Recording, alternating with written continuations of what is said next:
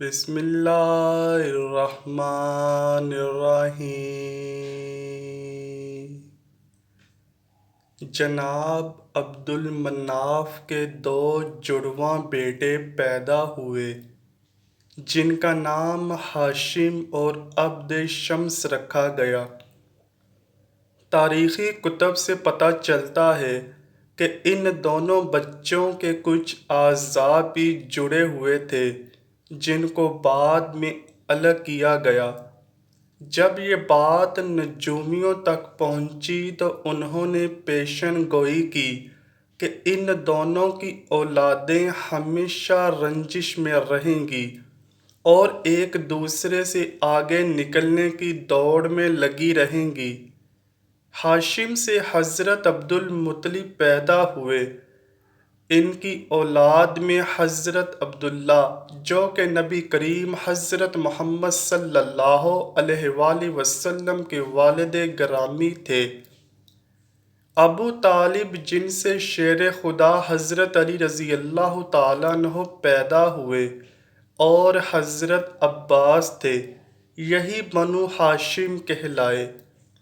ہاشم کے جڑواں بھائی عبد شمس سے امیہ پیدا ہوئے اور امیہ کے دو بیٹے عرب اور ابو العاص تھے۔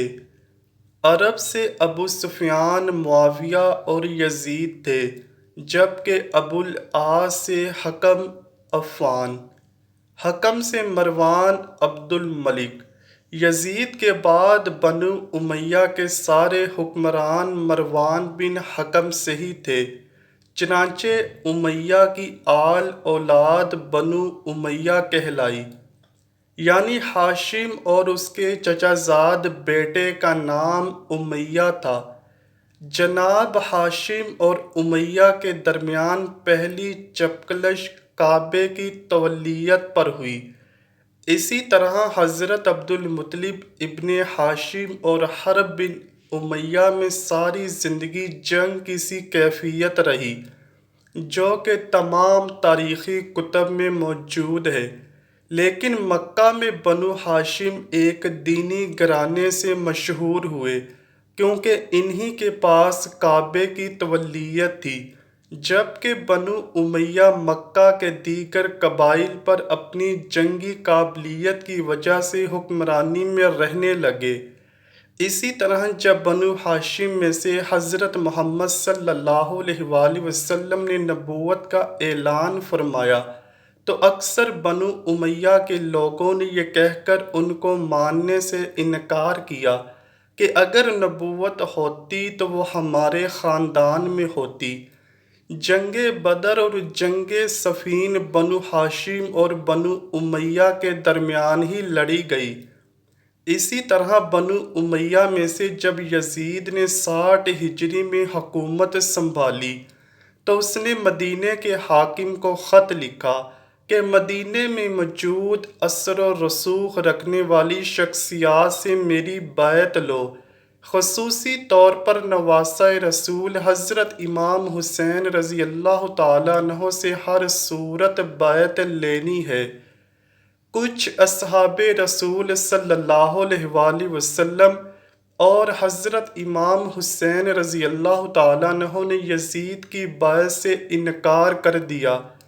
بیعت سے انکار کی وجہ یہ تھی کہ یزید کی حکومت اسلامی اصولوں کے مطابق نہ تھی، لیکن یزید دن رات اسی تگ و دو میں لگا رہا کہ کسی طرح نواسۂ رسول صلی اللہ علیہ وآلہ وسلم سے بیعت حاصل کر لوں، کیونکہ ان کی بیعت نہ کرنے سے کبھی بھی اس کی حکومت سنبھل نہ پائے گی۔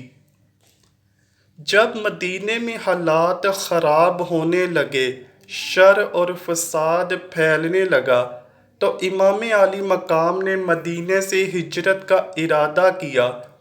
28 رجب کو نواسۂ رسول صلی اللہ علیہ وآلہ وسلم نے اپنے قافلے کے ساتھ مدینہ سے ہجرت کی اور یہ قافلہ 3 شعبان کو مکہ پہنچا۔ مکہ میں آپ کا خیر مقدم کیا گیا اور جوک در جوک آپ سے ملنے لوگ آنے لگے۔ 10 رمضان کو حضرت امام حسین رضی اللہ تعالیٰ عنہ کے پاس پہلا خط کوفے سے آیا اور پھر بے شمار خط کوفے سے آنے لگے کہ آپ کوفہ آ جائیں، ہم آپ کی بیعت کریں گے اور یزید کی حکومت کو ہم نہیں مانتے۔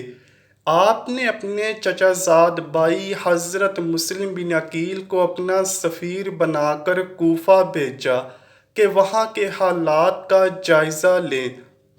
6 شوال کو حضرت مسلم بن عقیل کے ہاتھ پر تقریباً 18,000 کوفیوں نے بیعت کر لی۔ حضرت مسلم بن عقیل نے نواسہ رسول صلی اللہ علیہ وآلہ وسلم کو خط لکھ دیا کہ حالات سازگار ہیں، آپ کوفہ تشریف لے آئیں۔ ادھر خط حضرت امام حسین رضی اللہ تعالیٰ عنہ کو ملا تو آپ نے کوفہ کی جانب ہجرت شروع کر دی۔ ادھر یزید نے کوفہ کے صحابی گورنر کو برطرف کر کے عبید اللہ ابن زیاد کو بصرہ کے ساتھ ساتھ کوفہ کا گورنر بھی بنا دیا۔ عبید اللہ ابن زیاد پہلے سے ہی اپنی صفاقی کی وجہ سے عراق بھر میں مشہور تھا۔ ابن زیاد نے لوگوں کو ڈرایا دھمکایا اور قید میں ڈال کر آخر کار حضرت مسلم بن عقیل کو بے دردی سے شہید کر دیا۔ دوسری طرف حضرت مسلم بن عقیل کا خط پڑھ کر حضرت امام حسین رضی اللہ تعالیٰ عنہ نے اپنے قافلے کے ساتھ کوفہ کی جانب ہجرت شروع کر دی۔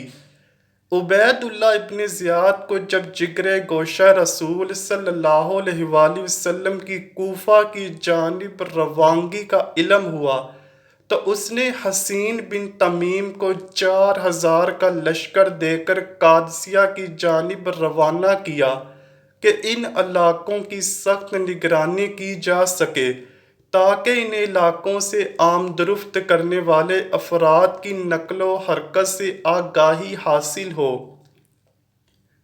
حر بن یزید ریاحی کا 1,000 کا لشکر بھی حسین بن تمیم کے لشکر کا حصہ تھا جو قافلہ حسینی کا راستہ روکنے کے لیے بھجوایا گیا تھا۔ 61 ہجری 2 محرم کو حضرت امام حسین رضی اللہ تعالیٰ عنہ کے قافلے کو روک دیا گیا۔ جب امام عالی مقام کو پتہ چلا کہ یہی کربلا ہے تو آپ نے حکم دیا کہ خیمے نصب کر دیے جائیں۔ کربلا میں فوج کا سپہ سالار عمر ابن سعد تھا جو کہ خون ریزی سے بچنا چاہتا تھا، لیکن کوفہ میں موجود گورنر عبید اللہ ابن زیاد کو شمر نے جنگ کے لیے اکسایا اور آخر کار 9 محرم کو شمر 4,000 سپاہی لے کر کربلا پہنچ گیا اور ساتھ میں عمر بن سعد کے لیے دھمکی آمیز خط بھی لے کر آیا کہ یا تو حضرت امام حسین رضی اللہ تعالیٰ عنہ سے بیعت لو یا پھر ان کے ساتھ جنگ کرو۔ 10 محرم الحرام کو نواسہ رسول صلی اللہ علیہ وآلہ وسلم اپنے جانثاروں کے لاشیں اٹھا اٹھا کر نڈھال ہو چکے ہیں، لیکن شجاعت حیدری کی جھلک اب بھی چہرے پر چمک رہی ہے۔ شیر خدا کے شیر اپنے تمام اثاثے لٹانے کے باوجود خود گھوڑے پر سوار ہوتے ہیں۔ حضرت بی بی زینب رکاب تھامتی ہیں۔ یزیدی لشکر جب تلوار حیدری کو میدان میں دیکھتے ہیں تو ایک دفعہ ہلچل مچ جاتی ہے۔ وہاں موجود ہر شخص جانتا ہے کہ نبی صلی اللہ علیہ وآلہ وسلم نے فرمایا تھا حسین مجھ سے ہے اور میں حسین سے ہوں، لیکن بدبختوں کی آنکھوں پر لالچ اور طمع نے پردہ ڈال رکھا تھا۔ ہر کوئی دربار یزید میں اونچا مقام اور انعام و اکرام حاصل کرنا چاہتا تھا، لیکن تاریخ نے ایسی بزدل فوج نہ دیکھی تھی۔ سبھی ایک دوسرے کا منہ دیکھ رہے تھے کہ نواسہ رسول صلی اللہ علیہ وآلہ وسلم کا مقابلہ کون کرے گا۔ جیسے امام علی مقام میدان کی طرف بڑھے تو شمر کہتا ہے دور سے ہی تیر چلانا شروع کر دو۔ امام علی مقام کو تیر لگ چکے ہیں۔ شمشیر حیدری پر پورا لشکر یکبارگی سے حملہ آور ہوتا ہے۔ خوف کے مارے فوجیوں کی گردنیں کٹ رہی ہیں۔ سینکڑوں یزیدی فوجی جہنم واصل کرنے کے بعد نواسہ رسول صلی اللہ علیہ وآلہ وسلم نماز پڑھنے کی مہلت مانگتے ہیں۔ یہی وہ وقت تھا جب شمر کے جوش دلانے پر مالک کندی نے پیچھے سے ایک ایسا وار کیا کہ اس کے بعد شمر ملعون کے کہنے پر سب نے تیروں کی برسات کر دی۔ خولی بن یزید نواسہ رسول صلی اللہ علیہ وآلہ وسلم کا سر کاٹنے کے لیے آگے بڑھا، لیکن ہاتھ کانپ گئے۔ پھر شقی القلب بدبخت اور ذلیل انسان سنان بن انس آگے بڑھا اور انعام و اکرام کی لالچ میں امام علی مقام کا سر تن سے جدا کر دیا۔ ملعون ابن زیاد کے حکم پر تمام سر نیزوں پر چڑھا دیے گئے اور جسم اطہر کو گھوڑوں کی ٹاپوں تلے پامال کیا گیا۔ سانحہ کربلا کے بعد عمر بن سعد نے اپنے لشکر میں سے قتل ہونے والوں کو 11 محرم کو دفنا دیا۔ سید زادوں اور اصحاب کے 72 جسد مبارک بے گور و کفن چھوڑ کر اہل بیت کو قیدی بنا کر کوفہ کی طرف دربار ابن زیاد کی طرف بڑھنے لگا۔ نواسہ رسول صلی اللہ علیہ وآلہ وسلم اہل بیت اور اصحاب کے سر مبارک نیزوں پر ہیں۔ اسیران کربلا اور نواسہ رسول صلی اللہ علیہ وآلہ وسلم کے سر مبارک کو ابن زیاد کے دربار میں پیش کیا گیا۔ عبید اللہ ابن زیاد نواسہ رسول صلی اللہ علیہ وآلہ وسلم کے ہونٹوں پر چھڑی مارتا ہے۔ اہل بیت خون کے آنسو بہا رہے ہوتے ہیں۔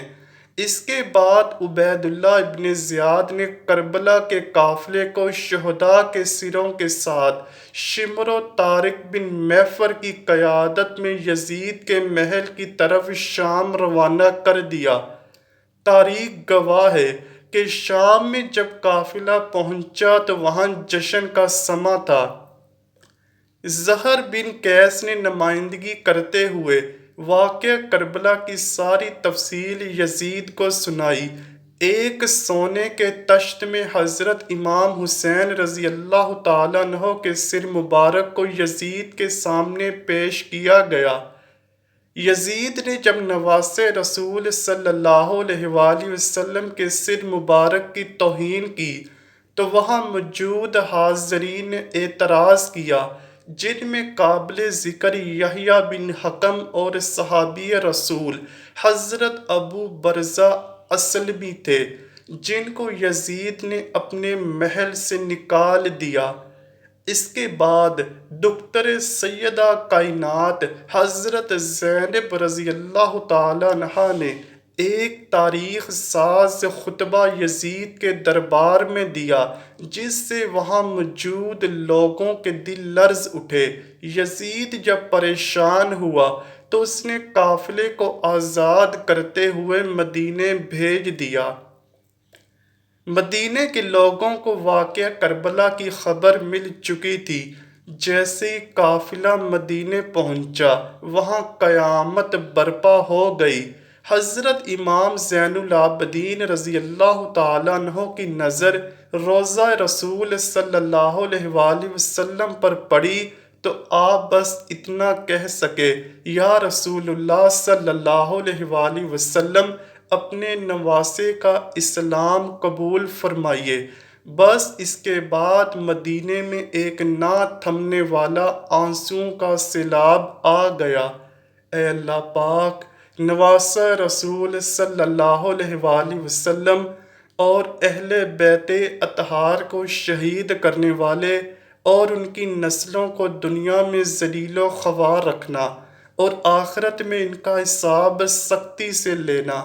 اے اللہ پاک، ہمارے دلوں کو نبی پاک صلی اللہ علیہ وآلہ وسلم اور ان کی آل کی محبت سے منور کر دے، اور بروز قیامت ہمارا حساب حضور پاک صلی اللہ علیہ وآلہ وسلم اور ان کی پاک آل کے ساتھ کرنا۔ اے اللہ پاک، ہمارے گناہوں کو بخش دے اور ہمیں محبت اہل بیت میں ہی زندہ رکھنا، اور ہماری موت بھی محبت اہل بیت میں ہی ہو۔ کمنٹ سیکشن میں آمین لکھنا مت بھولیے گا، نہ جانے کس کی آمین قبول ہو اور ہمارا نام بھی اہل بیت کے نوکروں میں لکھا جائے۔ امید کرتا ہوں کہ آپ کو ویڈیو ضرور پسند آئی ہوگی۔ اگر ویڈیو پسند آئی ہے تو ویڈیو کو لائک کیجئے، شیئر کیجئے اور چینل کو لازمی سبسکرائب کیجئے۔ کمنٹ سیکشن میں اپنی رائے کا اظہار بھی ضرور کیجئے گا۔ ملتے ہیں اگلی ویڈیو میں، تب تک کے لیے اللہ حافظ۔